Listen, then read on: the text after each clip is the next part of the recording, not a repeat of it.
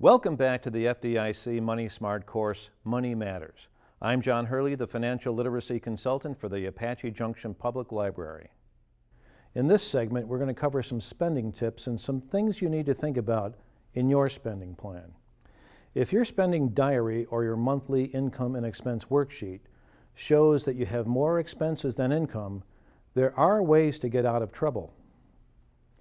But remember, everyone has different priorities. You'll have to make the best decision that's right for you.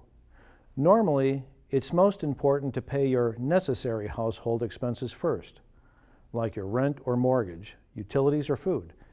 You need to think about the health and safety of your family when you make these types of decisions. You always want to have a roof over your head, water, electricity, and food on the table. These are basic necessities, so you may need to pay your rent or mortgage before you pay your other bills, like your telephone bill or credit card bills, to avoid foreclosure and being evicted. Many utilities, like the telephone, electric, and gas companies, have programs available to you to lower your bill, if you qualify. If you think you need help, contact your utility companies to see what programs they offer. You might also be able to get help from your local, state, and federal agencies. Now, if you can pay your monthly household expenses, but are still having trouble paying off all of your loans, then you should consider doing one or more of the following things. First, pay off the loan with the highest interest rate first to save on interest payments. Or talk to your creditors. They might be willing to lower your payments or change their loan terms to accommodate your current situation. And some creditors might even offer extensions to you or accept smaller payments from you over a longer period of time, or accept partial payments from you. Now, another approach is to get credit counseling. You might want to contact a reputable credit counseling company, especially if you can't develop a spending plan and stick to it, or if you can't work out repayment plans with your creditors, or if you can't keep track of your bills. Many credit counseling companies are nonprofits and will work with you to solve your financial problems. They can advise you on managing your money and your debts and help you develop a spending plan. And they offer free education materials and workshops.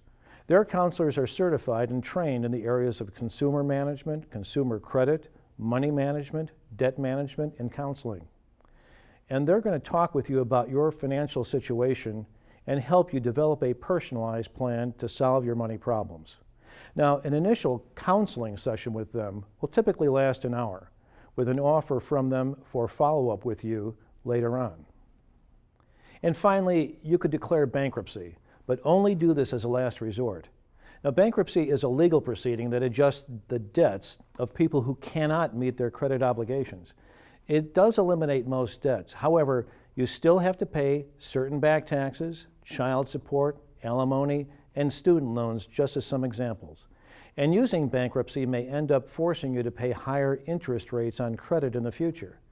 Bankruptcy might also make it hard for you to get a mortgage, or open a bank account, or buy life insurance, and even get a job, because creditors and employers can run credit checks on you to see your history of making financial commitments. So it's very serious, and it stays on your credit report for 10 years. So use it as a last resort if you still think it's the right decision for you and your family. It's so serious, in fact, that the law now requires you to get credit counseling before you can even file for bankruptcy. That concludes this segment of the FDIC Money Smart course, Money Matters. I'm John Hurley, the Financial Literacy Consultant for the Apache Junction Public Library. Thank you for watching.